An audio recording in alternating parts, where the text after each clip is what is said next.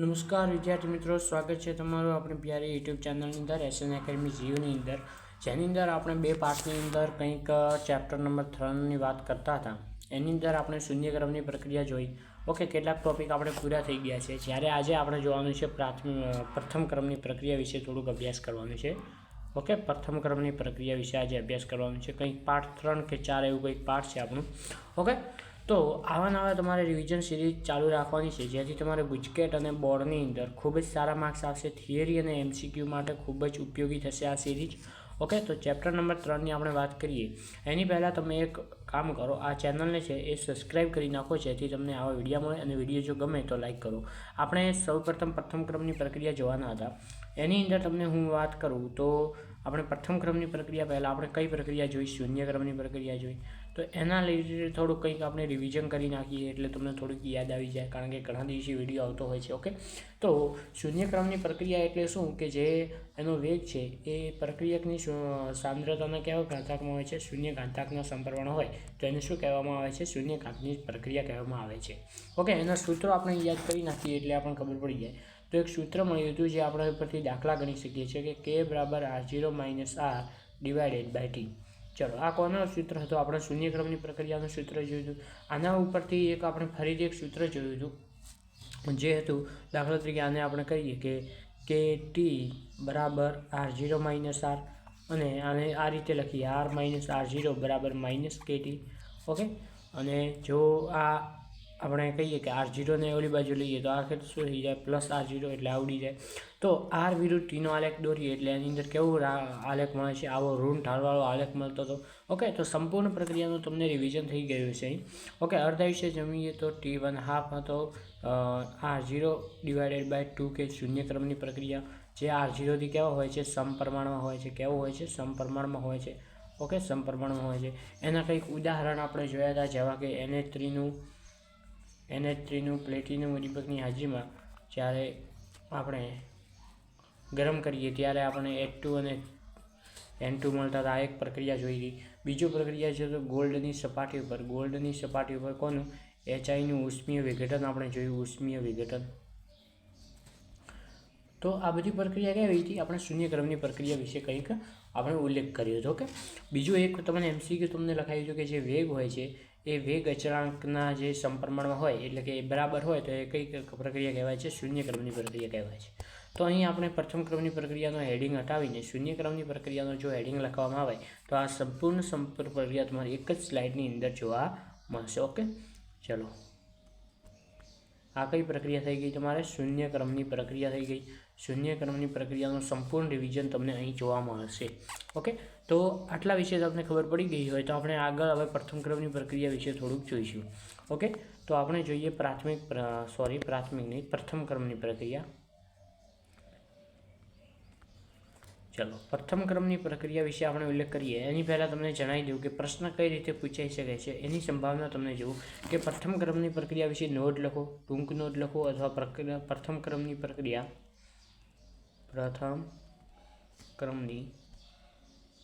પ્રક્રિયા વિશે ટૂંક નોટ લખો.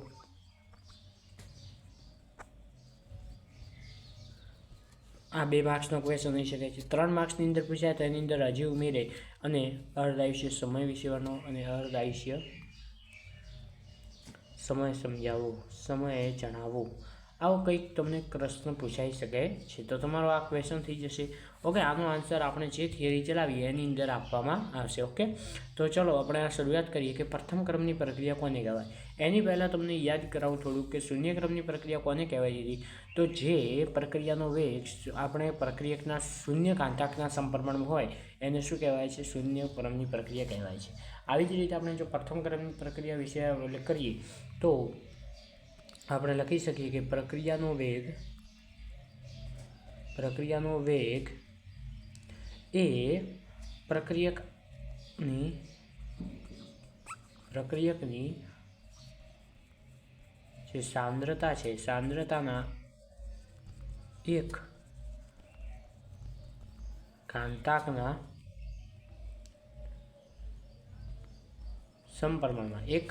સમપ્રમાણમાં હોય છે. ઓકે, તો તો ચલો આટલા વિશે તમને જો માહિતી મળી ગઈ હોય તો તમે અહીં એક વસ્તુ નોટિસ કરશો કે આપણે શૂન્યક્રમની પ્રક્રિયામાં શું ઉલ્લેખ કર્યો હતો, અહીં આપણે શૂન્ય લખીએ તો ઓકે. તો કઈ પ્રક્રિયા થઈ જશે અહીં, શૂન્ય ઘાતાંકના સંપર્કમાં, એટલે કે શૂન્યક્રમની પ્રક્રિયા. માત્ર અહીં ઘાતાંક બદલાવાનો છે, બીજું કંઈ બદલાવવામાં આવતું નથી. ઓકે ચલો, તમને આટલા વિશે ખૂબ જ સરસ માહિતી મળી ગઈ હોય તો આપણે એક પ્રક્રિયા લખીએ. દાખલા તરીકે આર ગિવ્સ કોઈ પ્રક્રિયા આપેલી છે, આર ગિવ્સ પી નામની પ્રક્રિયા છે. ઓકે, તો હવે આપણે અહીં લખીએ કે વેગ બરાબર, વેગ કોના ઘાતાંકના સમપ્રમાણમાં છે, સમપ્રમાણમાં કીધું છે. ચલો તમને વ્યાખ્યા ઉપર ઓળખું કે જે વેગ છે એ કોના સમપ્રમાણમાં હશે, તો કે આરના એક ઘાતાંકના સમપ્રમાણમાં છે.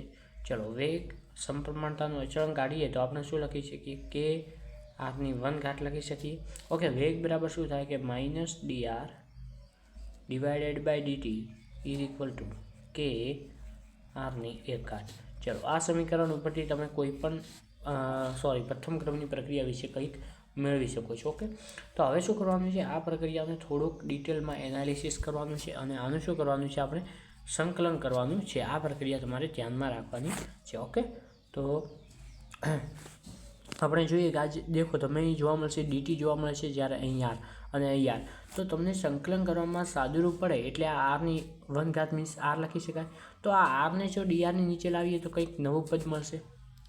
તમને સાદુરૂપ આપતા આવડવું જોઈએ. ઓકે, તો આપણે જોઈ લઈએ કે dr બાય આર અને માઇનસ છે is equal to k into dt. ચલો સંકલન હવે આ રીતે થશે. ઓકે, તો આ પ્રક્રિયાનું જો સંકલન કરવામાં આવે ત્યારે આખી પ્રથમ ક્રમની પ્રક્રિયા જોવા મળશે. ચલો આ જ પેન રાખી અને થોડુંક એક કામ કરીએ, પેન બદલાવી નાખીએ આપણે.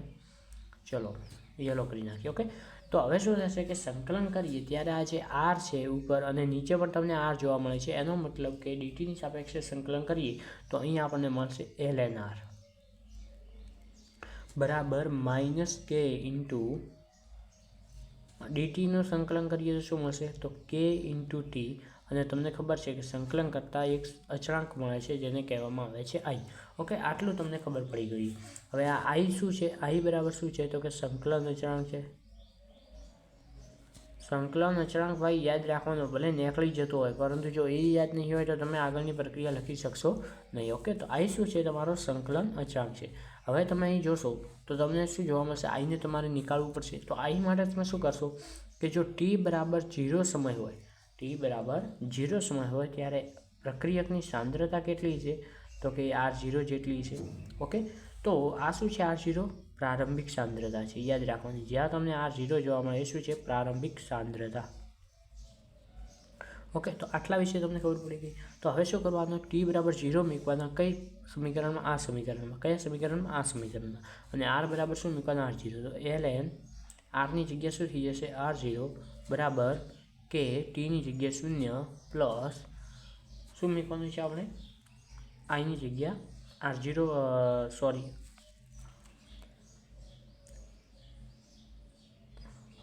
આઈ. અચ્છા, અહીં તો કંઈ આઈની જગ્યા કશું નથી મૂકવાનું, આઈ સોરી મને થોડી ભૂલ થઈ. તો હવે તમે અહીં જોશો તમને સિમ્પલિફિકેશનમાં અહીં જોવા મળશે 0, તો અહીં શું શૂન્ય થઈ જાય, શૂન્ય થઈ જાય. તો આઈ બરાબર તમને શું મળશે, ln R0.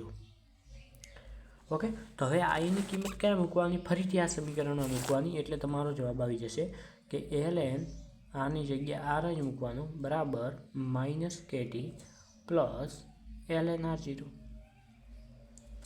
ઓકે, ચલો આ તમારું શું થઈ ગયું, એક સૂત્ર મળી ગયું. આ સૂત્ર સૌ પ્રથમ મળશે. ઓકે, હવે આના ઉપરથી બીજા સૂત્રો મળશે, એ તમારે યાદ રાખવાના છે. દાખલા તરીકે આપણે કહીએ કે ln R છે, હવે ln R minus ln R0 કરીએ બરાબર માઇનસ KT. આ એક બીજું સમીકરણ મળ્યું. ઓકે, હવે આપણે તમે જોશો તો ln R, હવે આ માઇનસ નિશાની છે. ઓકે, આ ઋણ નિશાનીને જો ધન બનાવવી છે તો શું કરવું પડશે, બંને બાજુ માઇનસ વડે ગુણો. તો ln R શું થઈ જાય, માઇનસ થઈ જાય. આ શું થઈ જાય, પ્લસ થઈ જાય. તો પ્લસને આગળ લાવીએ, ln R0 minus ln R means કે ઋણ નિશાની કોમન કાઢી છે, તો અહીં શું થઈ જશે, KT થઈ જશે. ઓકે, હવે તો ln બંને બાજુ ln હોય અને બાદબાકી હોય તો શું થાય, ભાગાકાર થાય બરાબર માઇનસ KT. ઓકે, ચલો આટલા વિશે ખબર પડી ગઈ હોય, આટલા સુધી તમારે ક્લિયર થઈ ગયું હોય તો બધો અહીં WBSનો લોગો છે, સોરી આને ધ્યાનમાં નહીં લેવાનું. ઓકે, ચલો. તો હવે તમે જોશો તો તમને શું જોવા મળશે કે ln R0/R બરાબર -KT. હવે આપણે સમીકરણને થોડુંક -KT નહીં આવે, +KT આવશે. ઓકે, કારણ કે આપણે માઇનસ નિશાની કોમન લીધી છે. તો હવે તમે જો કેને કરતા બનાવો તો શું થશે કે 1/T ln R0/R. ઓકે, ચલો. આ સ્વરૂપ તમને મળશે, આ સમીકરણ તમને મળશે જે તમારે સાદુરૂપ આપવાનું. પણ તમે lnની જગ્યાએ જો ડોગ કરવું હોય તો એને શું કરવું પડે? 2.303 વડે ભાગવું પડે. એટલે કે 1/T 2.303 log R0/R. તો અહીં તમે જોશો તો આને આ બાજુ લઈએ એટલે કે તમારું સંપૂર્ણ સમીકરણ જે નવું સમીકરણ બનશે એ આ રીતે બનશે કે K બરાબર 2.303 / T log R0/R. ચલો, તમારું આ સમીકરણ બની જશે. તો આ સમીકરણ તમારું કેવું છે? મુખ્ય સમીકરણ છે. આના ઉપરથી તમારા MCQ પૂછાશે, દાખલા પૂછાશે, એ તમારે ધ્યાન રાખવાના છે. ઓકે, એક આ સમીકરણ છે. હવે આ સમીકરણ આપણે આલેખ જોઈશું, જે નીચે જોઈશું. આપણે શું જોઈશું? આલેખ. તમને કેટલાક એક કામ કરીએ, પહેલાં ઉદાહરણ જોઈ લઈએ. ઓકે, ચલો. તો તમને આ સમીકરણ મળી ગયું છે. ઓકે, હવે તમારે શું કરવાનું છે? તમારે NCERTની અંદર જે છે 2 દાખલા તરીકે કોઈ તાપમાન આપેલા હોય, ઓકે, એ કંઈક છે એ થોડુંક ચલાવી લઈએ કે દાખલા તરીકે ચલાવવું છે. ચલો, પરંતુ એ કશું કામનું નથી તો એની કંઈ જરૂર તમારે નથી, તો એ આપણે નહીં ચલાવીએ તો ચાલશે. પરંતુ તમને સૂત્ર કહી દઉં કે દાખલા તરીકે આ સૂત્ર આપેલ છે. હવે તમે જુઓ, એક તમારા NCERTમાં સૂત્ર આપેલ છે, તો અહીં તમે જોશો તો તમને શું જોવા મળશે? આ જે સૂત્ર છે આના ઉપરથી તમારે ગણતરી કરવાની છે.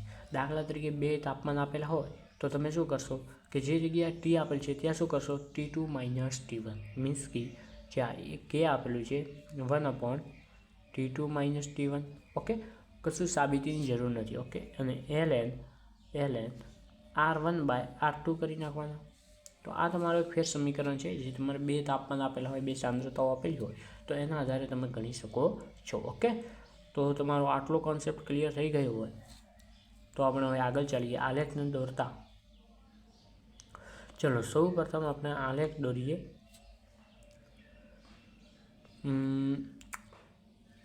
આલેખ તમને કઈ રીતે સમજાવવું એની પહેલાં થોડાક ઉદાહરણ જોઈએ. ચલો, આપણે જોઈશું ઉદાહરણ. કયા ઉદાહરણ? પ્રથમ ક્રમની પ્રક્રિયાના ઉદાહરણ.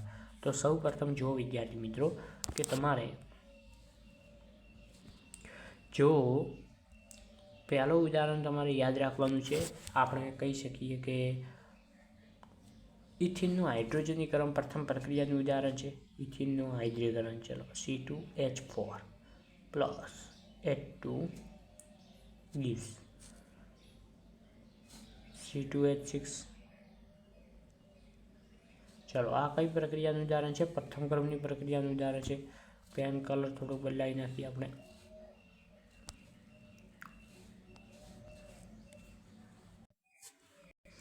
ચલો, બીજું ઉદાહરણ છે બધી જ પ્રથમ ક્રમની પ્રક્રિયા. બધી જ પ્રથમ ક્રમની પ્રક્રિયા. બધી જ પ્રથમ ક્રમની પ્રક્રિયાનો અર્થ કયો છે કે તમને જે પણ રેડિયો સક્રિય તત્વો જોવા મળે એટલે કે રેડિયો સક્રિય પ્રક્રિયા, રેડિયો સક્રિય ક્ષય જે પ્રક્રિયા છે એ બધી કઈ છે? પ્રથમ ક્રમની પ્રક્રિયામાં જોવા મળશે. તમે ફિઝિક્સમાં ભણશો. ચલો, યુરેનિયમની છે, આ બધા જે રેડિયો સક્રિય તત્વો છે, મોટા તત્વો છે, એની જો પ્રક્રિયા હોય તો એની અંદર આવશે. ઓકે, હવે આપણે જોઈએ આલેખ. ચલો, આલેખ વિશે તમને ખૂબ જ સરસ માહિતી આપી દઉં કે આલેખ આની અંદર ઘણા આવે છે. ઓકે, સૌ પ્રથમ આપણે કહીએ કે ln R વિરુદ્ધ Tનો આલેખ આવે. તમને આલેખ પહેલાં સમજાવી નાખું. ઓકે, દેખો. ચલો, આપણે જોઈએ કે તમે જોઈ શકશો કે આ રહ્યો. આના ઉપરથી આપણે એક આલેખ દોરવાનો પ્રયત્ન કરીએ કે જે ln r છે, ln r વિરુદ્ધ ટીનો આલેખ y બરાબર આ y, આ mx અને આ c છે. તો ln r વિરુદ્ધ ટીનો આલેખ દોરીએ તો ઢાળ શું આવશે? -k આવશે. એનો મતલબ કે ઋણ ઢાળ આવશે. કઈ પ્રક્રિયા છે? ln 1 second. ઓકે,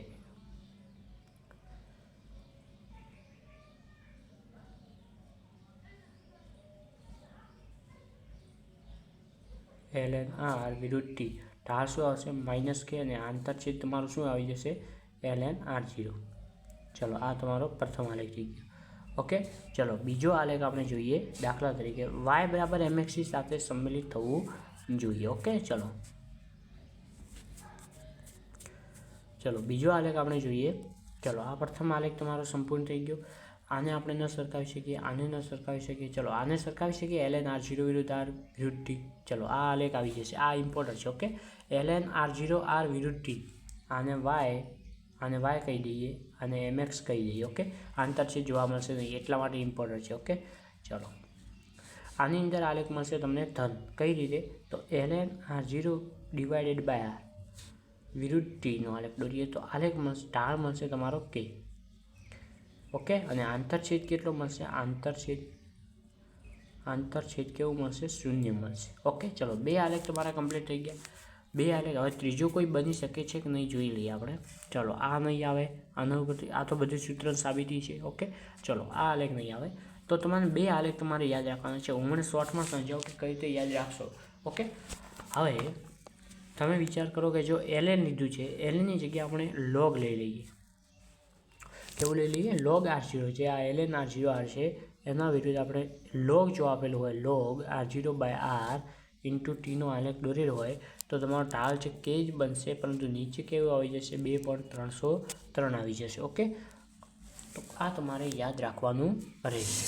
તો આ ત્રણ આલેખ તમારે ઇમ્પોર્ટન્ટ છે, પરીક્ષામાં પૂછાઈ જવાની શક્યતા છે. ઓકે, તમારે યાદ કરી રાખવાનું છે ln r, ln r0 વિરુદ્ધ r log r. ઓકે, ચલો હવે તમને ખૂબ સરસ રીતે એક વાત સમજાવું કે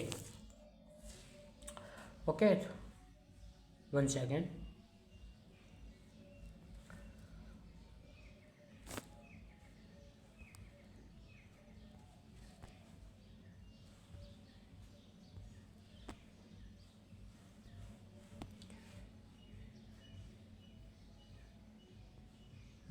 થોડીક પેજ આપણે એડ કરી નાખીએ એટલે થોડુંક સરળતા રહે, ટાઈમને બગડે. ઓકે, ચલો ક્યાં હતા આપણે?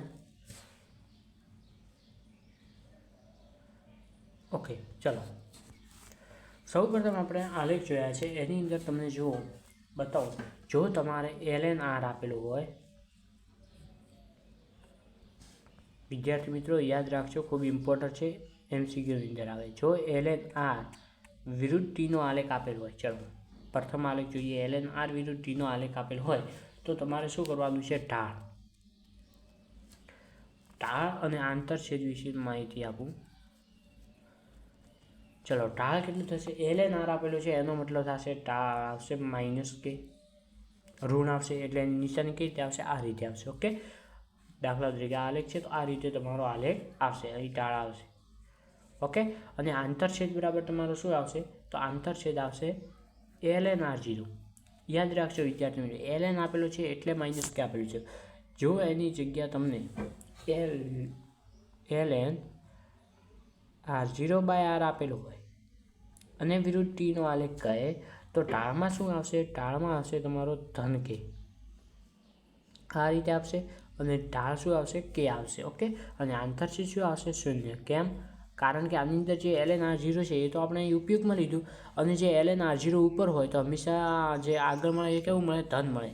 જો યાદ રાખજો, lnની જગ્યાએ અહીં log વાપરી હોય, log r0 બાય r વિરુદ્ધ ટીનો આલેખ વાપરી હોય તો તમને ઢાળ પણ કેવું મળશે? ધન જ મળશે, પરંતુ ઢાળમાં શું આવશે? 2.303. કારણ કે lnની જગ્યાએ આપણે શું વાપર્યું છે? log, એટલે ભાગાકારમાં જશે.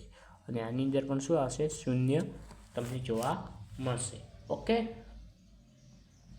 ચલો આટલે વિશે તમને ખૂબ જ સરસ માહિતી મળી ગઈ છે. તો હવે આપણે એક તમને કીધું હતું કે રેડિયો સક્રિય તત્વ પ્રક્રિયા હોય એ આપણે પ્રથમ ક્રમની પ્રક્રિયા હોય, તો એનું એક ઉદાહરણ જોઈ લઈએ એટલે આપણો અહીં પ્રથમ ક્રમની પ્રક્રિયાનું જે ટોપિક છે એ થોડુંક આગળ આવી જાય. તો સૌ પ્રથમ આપણે કહીએ કે દાખલા તરીકે આ તમારી પ્રક્રિયા આપેલી છે રોડિયમની, તો આ શું છે? રેડિયો સક્રિય તત્વ છે, કારણ 88 અને 226.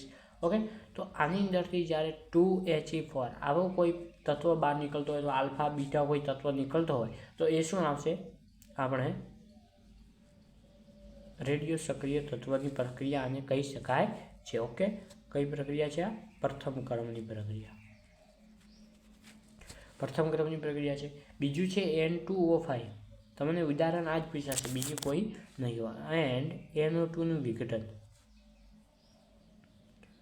ચલો, આ બંને પ્રક્રિયાઓ પણ કેવા છે? વધારાનું ઉદાહરણ છે, એટલે કે પ્રથમ ક્રમની પ્રક્રિયાના ઉદાહરણ છે. ઓકે, તો તમને આટલી વસ્તુ તમને ખૂબ જ સરસ રીતે માહિતી તમને મળી ગઈ છે. ઓકે, હવે વિદ્યાર્થી મિત્રો, તમારે દબાણવાળું ટોપિક છે એ ઘણું આટલું નથી, આવું આવી રીતે જ હોય છે. ઓકે, તો હવે આપણે જોઈએ અર્ધ આયુષ્ય સમય. અર્ધ આયુષ્ય ટાઈમ કેટલો થાય છે? 20 મિનિટ. ઓકે, ચાલો, ટોપિકનું નામ આપો અર્ધ આયુષ્ય સમય. ટોપિકનું નામ આપો અર્ધ આયુષ્ય સમય. ચલો વિદ્યાર્થી મિત્રો, અર્ધ આયુષ્ય સમય વિશે મેં તમને શું સમજાવ્યું છે? તમને કોઈને યાદ છે? શૂન્ય ક્રમની પ્રક્રિયાનો જેવો અર્ધ આયુષ્ય સમય હોય આવી રીતે હોય છે. દાખલા તરીકે પ્રથમ ક્રમની પ્રક્રિયાનો આપણે એકમ લખ્યો તો K બરાબર 2.303 divided by T 2.30 log R0/R. ચલો, આ પ્રક્રિયા આપણે લખી હતી. હવે તમને એક વસ્તુ મેં સમજાવવામાં આવ્યા હતા કે જ્યારે T બરાબર જ્યારે અર્ધ આયુષ્ય સમય થાય, T બરાબર T1 હાફ થશે, ત્યારે R કેટલી થશે? તો કે R0 બાય, એટલે કે જે પ્રારંભિક સાંદ્રતા છે એની અડધી થશે, ત્યારે અડધો સમય લાગશે. ઓકે, તો તમને એક ઉદાહરણ આપું કે દાખલા તરીકે આપણી 10 મોલ પ્રક્રિયક હતો, એ 5 મોલ પ્રક્રિયા થવામાં કેટલો સમય લાગે છે? 2 મિનિટ સમય લાગે છે.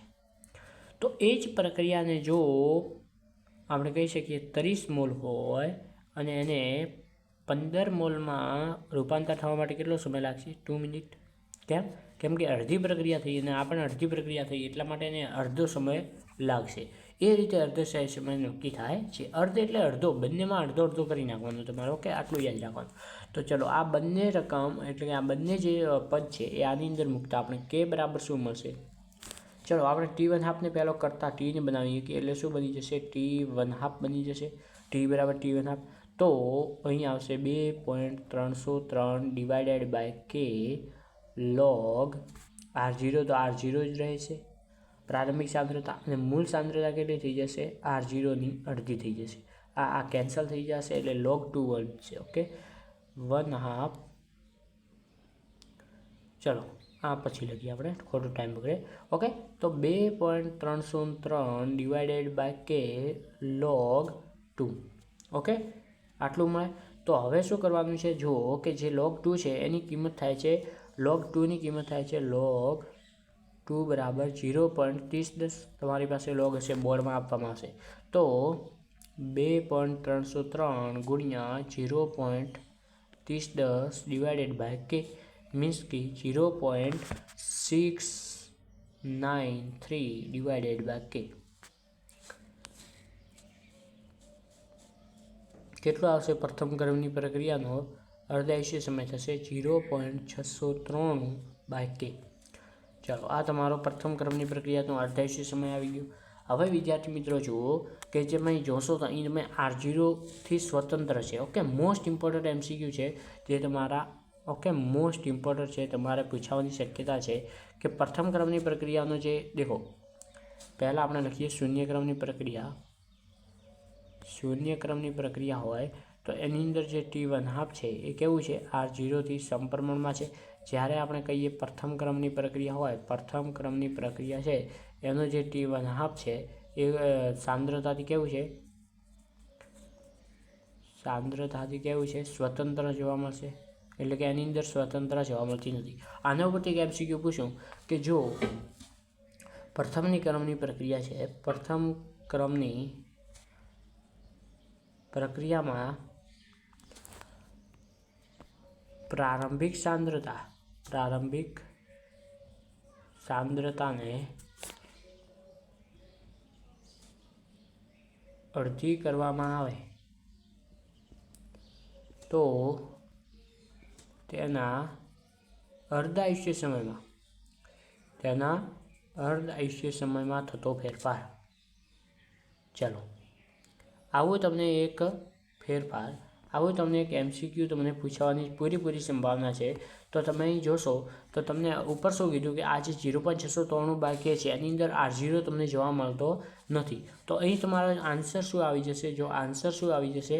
કે અચળ રહે છે. શું આવશે? અચળ રહે. એનું કારણ છે કે પ્રથમ ક્રમની પ્રક્રિયા લખવાનું નથી, પણ હું તમને સમજાવું છું કે પ્રથમ ક્રમની પ્રક્રિયા સાંદ્રતાથી સ્વતંત્ર છે, ભલે પ્રારંભિક હોય કે અંતિમ હોય. ઓકે, જો આની જગ્યા પ્રથમ ક્રમની જગ્યા જો અહીં શૂન્ય ક્રમની પ્રક્રિયા હોત તો તમારો આન્સર શું આવત? દાખલા તરીકે અહીંયા આપણે કહીએ કે શૂન્ય ક્રમની પ્રક્રિયા હોત તો આન્સર શું આવત? કે જે અડધી કરવામાં આવે તો અર્ધ સમય પણ કેવો થાય છે? અડધો થાય છે. ઓકે, ચલો. ઓકે, આટલા વિશે તમને ખબર પડી ગઈ તો તમારો આન્સર થઈ જશે. આ એક MCQ છે, તે તમારે યાદ રાખવાનું છે. યાદ મીન્સ સમજવાનું છે. ઓકે, તો તમને આટલી વસ્તુ તમને ખબર પડવી જોઈએ. ઓકે, શૂન્ય ક્રમ જોઈ નાખ્યો આપણે, પ્રથમ ક્રમની પ્રશ્ન પૂરો થઈ ગયો.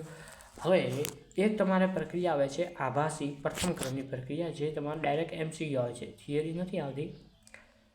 આભાસી પ્રથમ ક્રમની પ્રક્રિયા. ચાલો, આ એક ટોપિક આપણે સમજાવીને આપણો લેક્ચરનો એન્ડ કરીશું અહીં. ઓકે, તો દેખો કે આભાસી પ્રથમ ક્રમની પ્રક્રિયા શું તમને અહીં જોવા મળશે? આભાસી. ઓકે, અહીં શું થાય છે કે કેટલીક પ્રક્રિયા હોય, દાખલા તરીકે તમને એક ઉદાહરણ પછી આપું કે અમુક એવી પ્રક્રિયા હોય કે દાખલા તરીકે બે પ્રક્રિયાઓ આપણે ધ્યાનમાં લીધી, A અને B, અને એની અંદરથી દાખલા તરીકે આપણે રૂપાંતર પામી છે C અને D.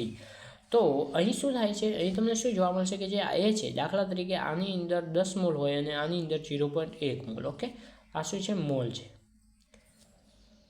તો આ મોલ શું છે? 0.1 છે, આ છે 10 છે. ઓકે, તો હવે શું થશે કે જે C છે, ઓકે, એ કેટલો રૂપાંતર પામે છે? દાખલા તરીકે આપણે કહીએ કે 0.1 મોલ રૂપાંતર પામે છે, અને આપણે કેટલો મોલ પામે છે? 0.1 મોલ રૂપાંતર પામે છે. આપણે NCERTનું ઉદાહરણ આપેલ છે, તમને અહીં ખબર નહીં પડે, થોડુંક સમજાવવામાં ડિફિકલ્ટ લાગશે. એનું ઉદાહરણ ઉપરથી તમને સમજાવું કે તમને એક પ્રક્રિયા આપેલી છે. પહેલાં આભાસી પ્રથમ ક્રમની પ્રક્રિયાનું એટલે શું કે જે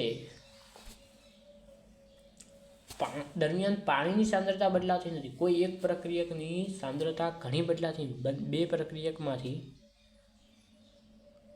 આ કોઈ તમારી વ્યાખ્યા નથી પણ સમજાવું છું કે બે પ્રક્રિયામાંથી એક પ્રક્રિયકની સાંદ્રતામાં ઘણો ફેરફાર જોવા મળતો નથી.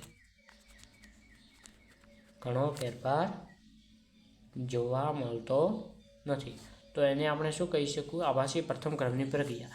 ચલો, એક મસ્ત તમને કોન્સેપ્ટથી તમને સમજાવું કે દાખલા તરીકે આપણે કહીએ કે CH3, ઓકે, COO2H5. આ ઉદાહરણ જ પૂછાશે. તમે કહેશો સર બીજું ઉદાહરણ લો, NCERTનું સોલ્યુશન. તો NCERTનું તમને MCQ પૂછાશે. ઓકે, તો આમાંથી રૂપાંતર પામશે CH3 COOH, અને અહીં C2H5 પણ અલગ પામશે, એટલે કે C2H5OH. ઓકે, તો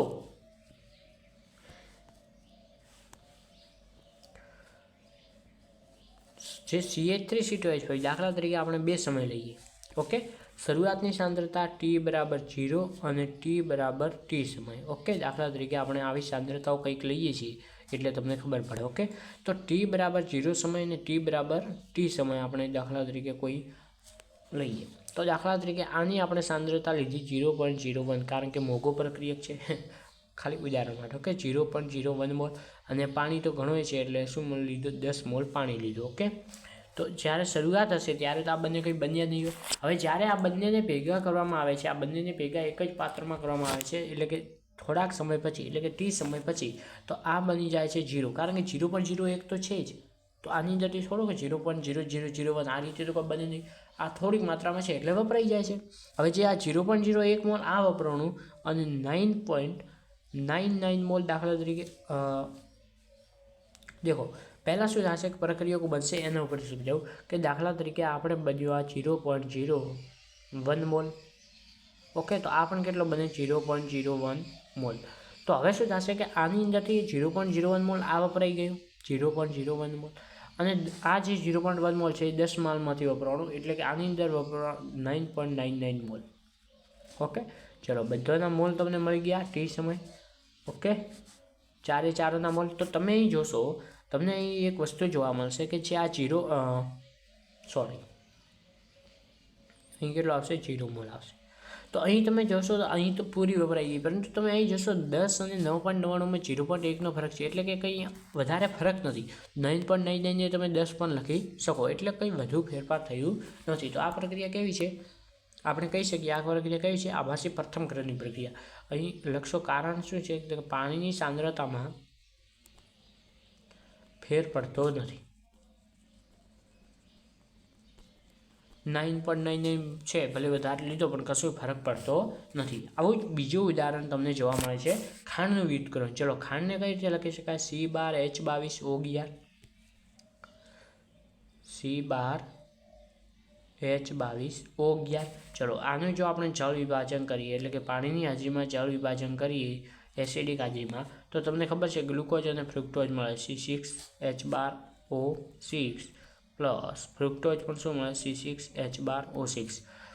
આ શું છે ગ્લુકોઝ છે, આ શું છે ફ્રુક્ટોઝ છે. ઓકે, અને આ શું છે ખાંડ છે.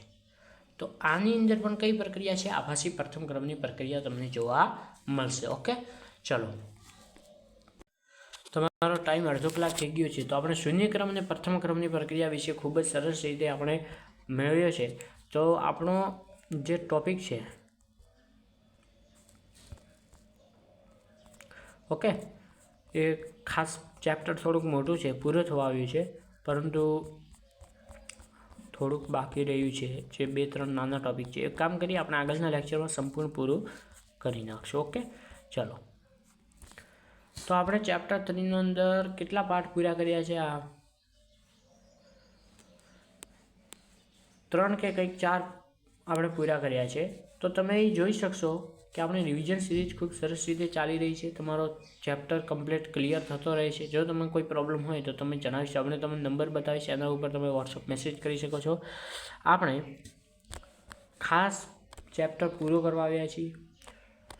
વિદ્યાર્થી મિત્રો, આપણી જો ભણાવવાની પદ્ધતિ સારી હોય તો આ ચેનલને તમને સબસ્ક્રાઈબ કરવા ખૂબ વિનંતી છે, સપોર્ટ કરવા ખૂબ વિનંતી છે.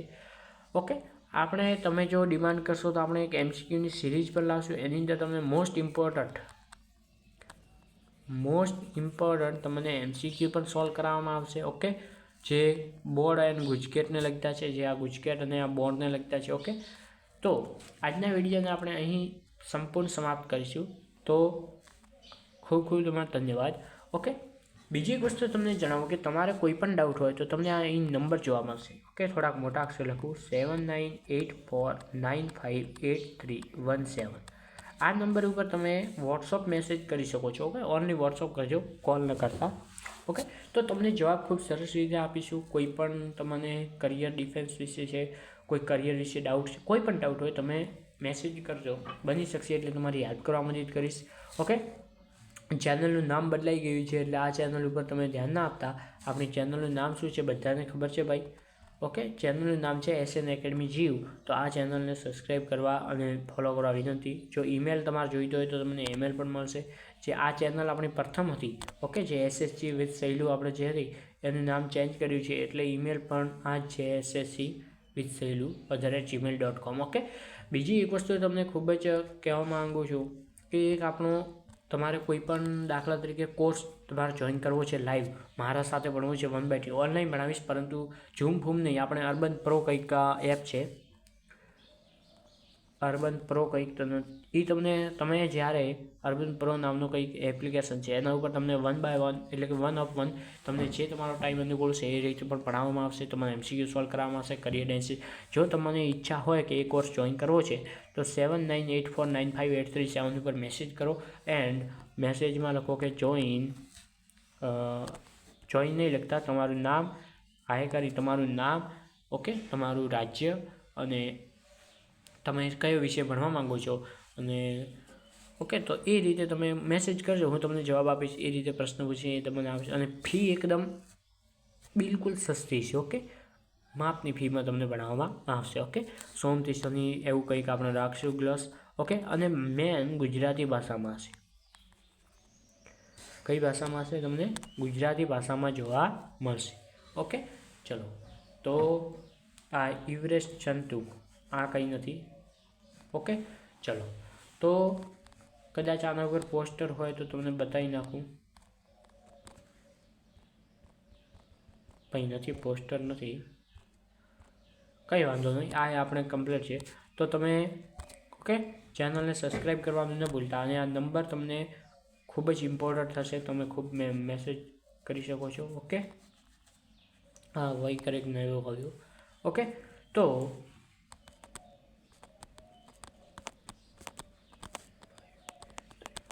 ઓકે ચલો. જય શ્રી કૃષ્ણ, જય હિન્દ, જય ભારત. વિડીયોની સમાપ્તિ. મળીએ આગળના લેક્ચરમાં. ધન્યવાદ.